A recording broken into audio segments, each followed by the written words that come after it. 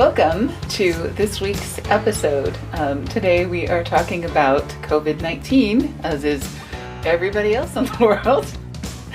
And this is actually our second podcast on this topic, and it's because we're getting a lot of questions from our clients about, what shouldn't we be doing this week or month? What should we be investing in? What can we do given all of the crazy things going on, right? Pretty much anything you want. No, we've got some do's and don'ts. You can't do NBAA. Well. You can't do, there's a lot of events this summer that have been canceled, and we'll get into that in just a minute. But I'm Paula Williams. I am John Williams. And we are ABCI, and ABCI's mission is to help all you folks out there in the aviation world sell more products and services even now. Exactly. So carrying on with that. So this episode is being brought to you by our Aviation Sales and Marketing Lab, which is where we do consulting for our clients who are making their way through this. There have been some big changes in the industry, big changes in the way people advertise, big changes in the way people do things. So 3 things you shouldn't do, several things you should do. Okay? I don't remember the number, but okay. Don't do this. Right? One thing that pilots do not do, and this is one of the things that I love about this industry, is that they do not throw up their hands screaming under any circumstances. They don't take their hands off the wheel, they don't close their eyes, they don't panic, right? Exactly. What was the saying that you have? Keep flying till all the pieces stop moving? Oh, yeah. Well, particularly being helicopter pilots, you fly the thing until the last piece stops moving. Then you get out and walk away. Exactly. And, that's exactly the same situation that we have here. We're encountering a little bit of turbulence. You don't take your, it's not always appropriate to pull out the throttle. It's not always appropriate to start screaming. It is not always appropriate to do any particular thing. You need to keep flying the airplane. Aviate, navigate, communicate, right? Exactly. Okay. Another thing you should not do, right? Head for your secret bunker and nobody hears from you for 6 months, right? True. And this is what a lot of the media makes us think we should be doing, is holding up and watching Tiger King for 6 months. Don't watch that silly. It was terrible. We got started watching it, and I blame Benet Wilson because she was posting that wasn't about very it. Nice. Oh, I know. She doesn't mind, I'm sure. But we started watching it, and it was such a train wreck, we couldn't stop watching it. So anyway, there is a certain amount of TV watching and a certain amount of taking care of your kids, especially if they're off of school right now and you have to do the homeschooling thing. There's a lot of things that you need to do. Take care of your family first, of course, but don't lock yourself up in your secret bunker with all of your toilet paper and wait for this to be over, right? Unless you're one of those that bought a warehouse full of toilet paper. Even if you did, it will eventually run out. You're going to have to participate in the economy. You're going to have to participate in society. Hunkering down doesn't help. Nope. All right? Okay. And don't do this, right? Do not just robotically carry on as if nothing happened. So, don't keep running your same campaigns as if the world were normal, because it's not. A lot of things have happened. A lot of shows have been canceled. A lot of periodicals are not running or, are running revised schedules. A lot of flight schools are having to not do classrooms because of, the local regulations where they are. There's a lot of things that people are having to do that are different, right? Indeed. All right. So here's what you're going to do instead. Which is nothing. It's a blank screen. Oh, there's lots of things on this screen. Now there is. Exactly. So we're going to talk about each of these things in turn, but there are several of them. One is to be normal, right? Try not to let this affect you too much. Try to be yourself in the midst of the craziness that's going on around you, even if everybody else is being somebody else. Yep. Believe in capitalism. we are firm believers in the fact that people trading value for value is a wonderful thing and is going to do more good than harm, right? 3, do an impact audit for each client. We'll talk about what that means and how to do it. Reach out personally. I mean virtually personally, but not personally. So, John and I are married. We've been quarantined together, so we can stand this close together. But a lot of you can't meet with your clients in the same room, for one reason or another, either because you can't travel or because of meeting restrictions and other kinds of things. So reach out personally, but virtually. And don't be afraid of it, for crying out loud. Absolutely. Just observe and be aware of what's going on and just go about your business. Mm-hmm. That falls under the be normal category, I think, don't you think? Well, I know, but I heard of a person that has an airplane for sale in Los Angeles. Lives in Utah. Says he can't get there to go take pictures. Why not? You can go get on an airplane, you can drive out there, it doesn't matter.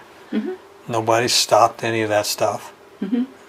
If you drive or if you fly privately, then you got it knocked. If you fly commercially, probably still got it knocked, because my son just went from Denver to Pittsburgh and there were 12 people on a 150-seat aircraft. Give me a break. That's more than 6 feet apart. That's true. Yeah, if you're in a high-risk group, of course you want to take precautions and things like that. But, in general, don't overreact and be crazy.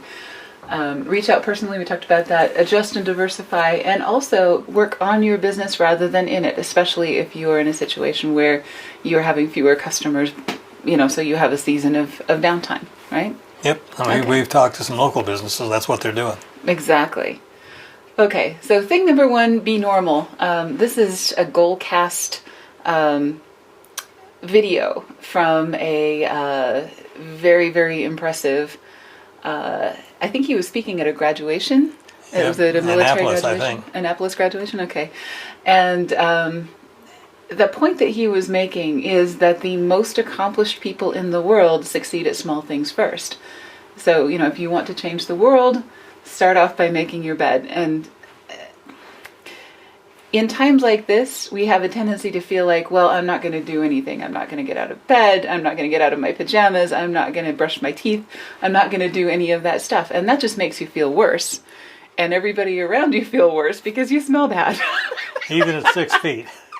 Exactly.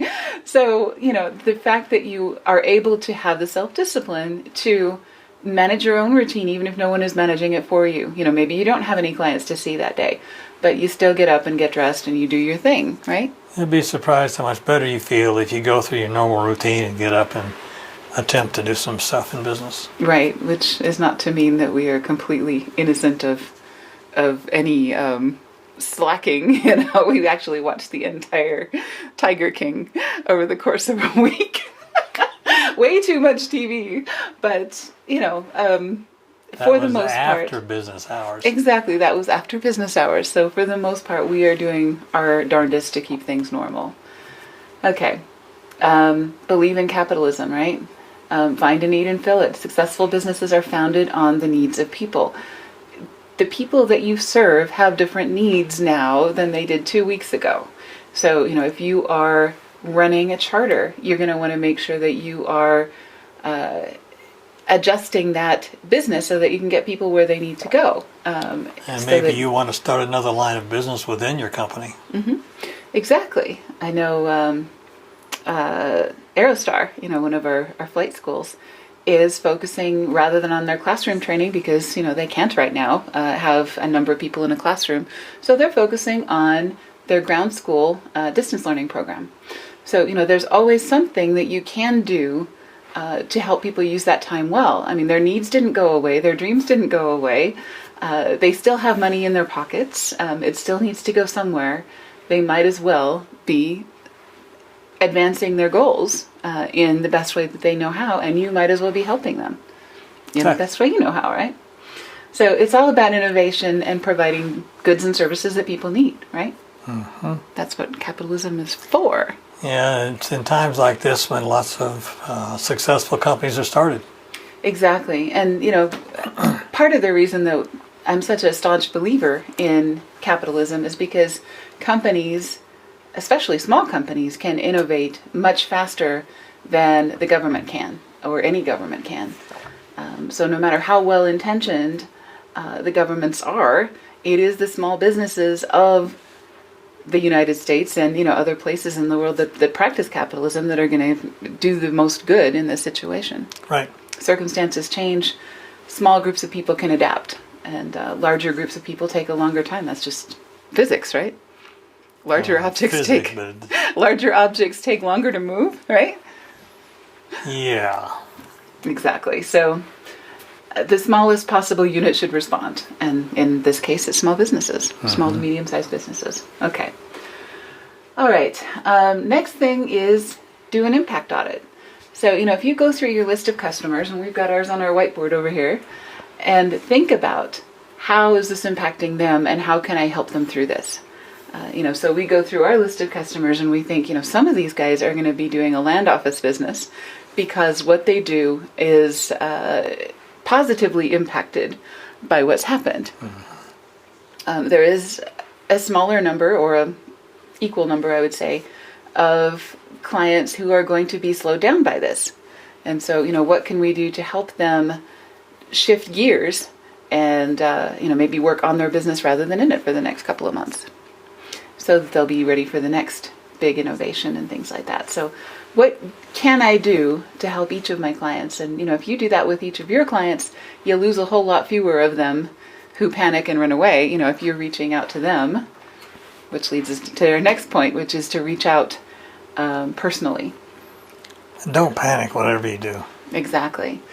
So I got a call from our account rep at Salesforce, which is surprising because Salesforce is like this huge company and we are this little tiny customer of Salesforce. We have like their smallest plan, and we've got a couple of our clients who have their smallest plan, Okay. So we are a gnat on the wall as far as Salesforce is concerned, but we had a customer rep who I've spoken with in the past. He's the one that actually sold us the product, pick up the phone and call me and say, I understand you're in aviation and I see that you're getting really hit by this. I read this in the Wall Street Journal this morning and I thought of you guys and I thought, what can we do to help?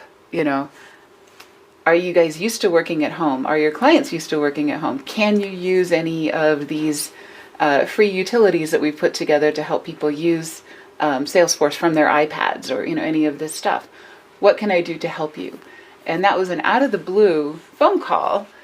And, of course, we're used to working remotely and most of our clients are as well. But I just was really impressed by the fact that he thought to reach out and he had done some homework and, was concerned about us in the midst of all this, right? So if you reach out to your customers first instead of just bunkering down and hoping they don't notice, this monthly bill going out or whatever, you really want to make sure that you're being proactive and serving them in the best possible way, right? Absolutely. Okay. All right. Adjust and... this is why we need the keyboard. But you didn't plug it in. I didn't plug it in, so how do I go back to Go plug it in. Go plug it in. It's right there, just plug it in.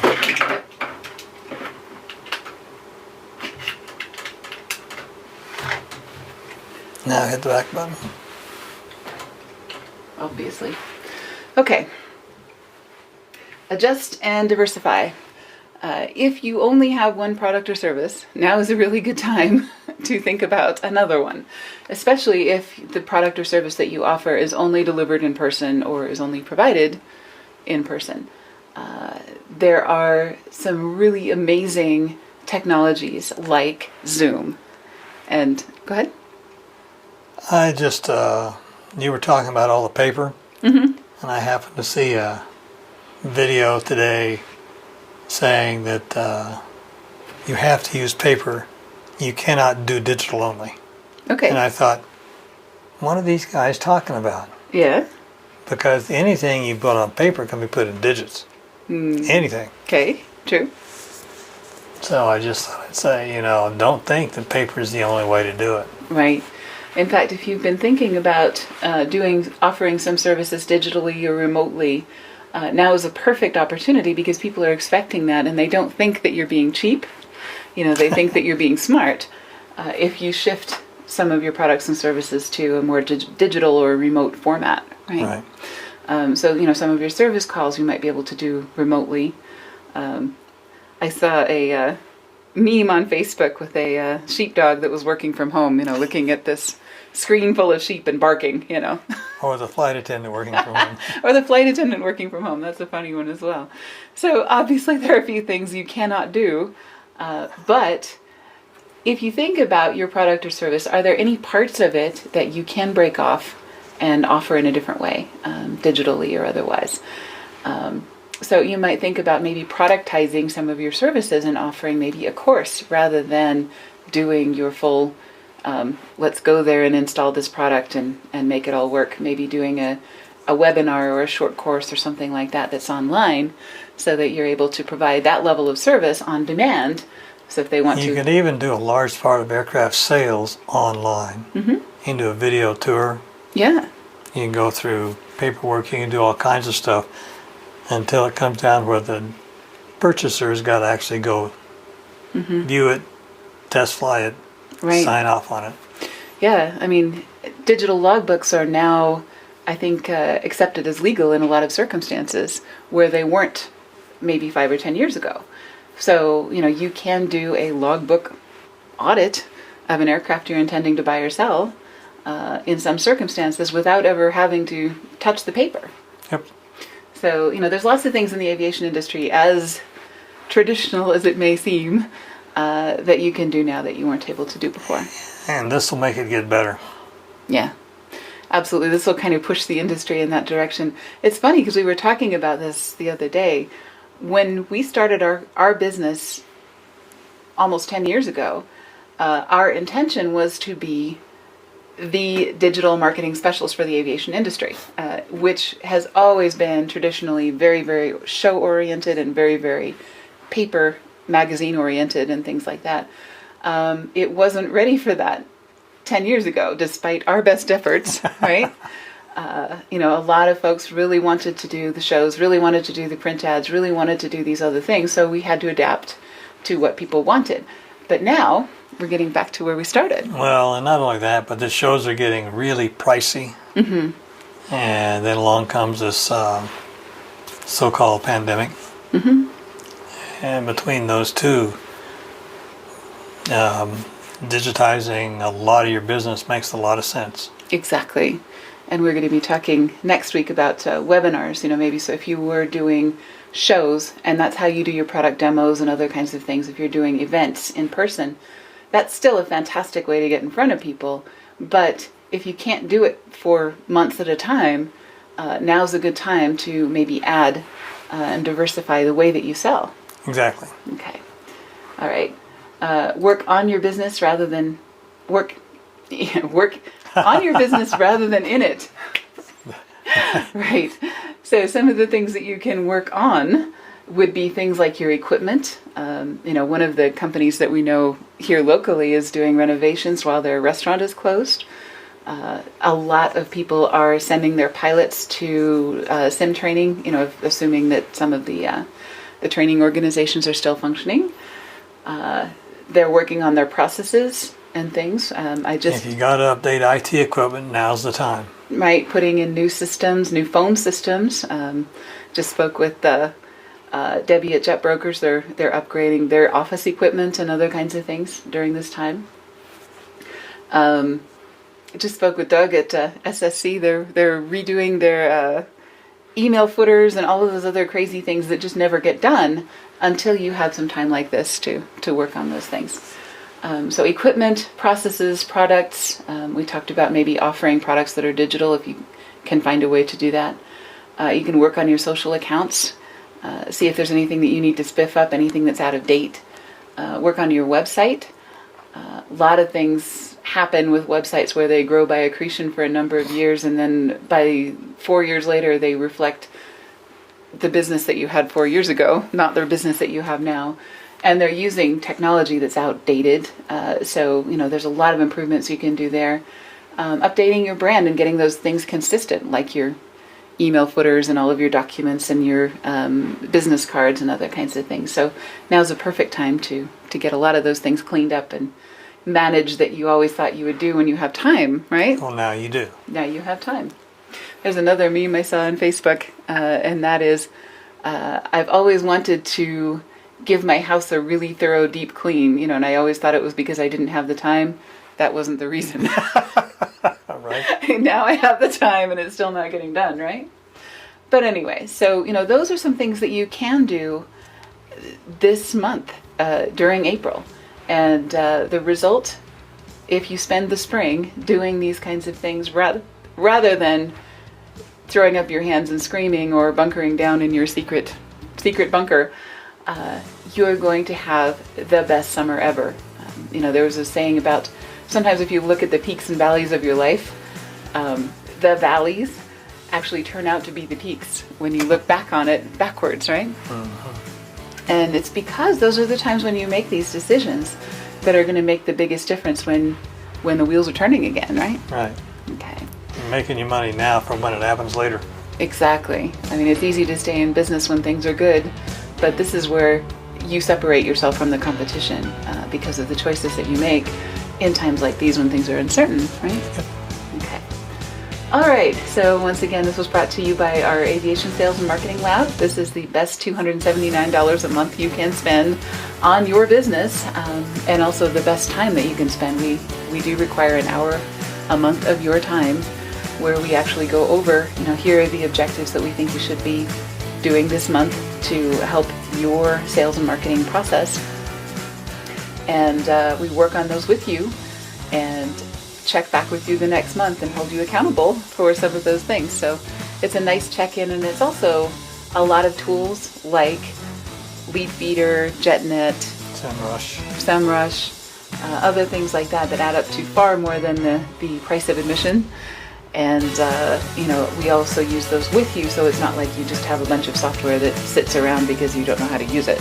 Right. And you get to talk to our other lab members and see what they're doing during this horrifying quarantine and, how they're managing. And, we check in with each other once a week to see what everybody's up to. And it's a pretty nice little supportive and helpful group of people. All right. So thank you for joining us. And we will see you next week. I promise the world's not going to end. Stay healthy. See you. Right.